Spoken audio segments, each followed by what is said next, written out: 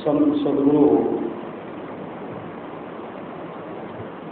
महर्षि मिहि के उपदेशों का सार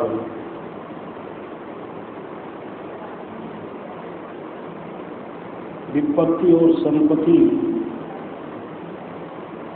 रात दिन की तरह आती जाती रहती है। न तो संपत्ति बराबर ठहरती है न विपत्ति। दुख आवे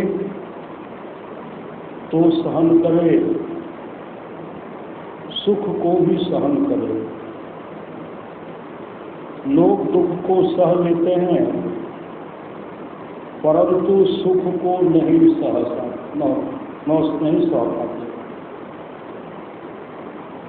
लोग दुख को सह लेते हैं परंतु सुख को नहीं सह पाते।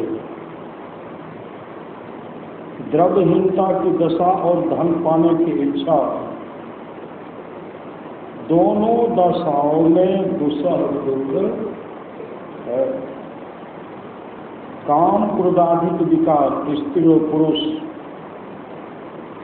दोनों को सताता है। आत्मा कहने से जीवात्मा और परमात्मा दोनों का बोध होता है। यदि ईश्वर दर्शन प्राप्त नहीं करो तो संसार में रहने का क्लेश कभी नहीं छूटेगा। यदि ईश्वर दर्शन प्राप्त नहीं करो, ईश्वर दर्शन अपने आप को जानना, अपने आत्म स्वरूप का दर्शन करना ईश्वर का दर्शन होता है। यदि ईश्वर दर्शन प्राप्त नहीं करो तो संसार में रहने का क्लेश कभी नहीं छूटेगा। देश की सुरक्षा करने वाले सैनिक अपनी देह की परवाह छोड़कर लड़ते हैं।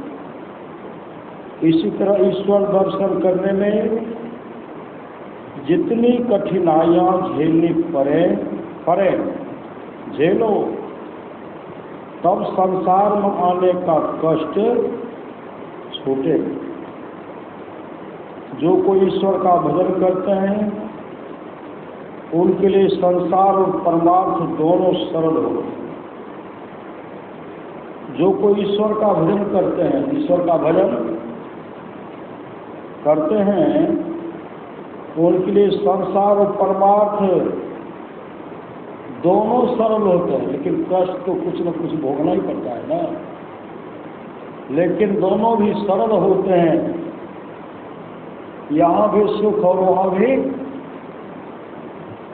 सुख। संसार के जितने रूप हैं सभी ईश्वर के रूप में, सबके अंदर में ईश्वर है, ईश्वर है। संसार के जितने रूप हैं सभी ईश्वर के रूप हैं। यदि जुकाम या सर्दी हो जाए तो दाहिने स्वर को बंद रखें तो बाईं नाक से पानी बह जाएगा और सर्दी छूट जाएगी।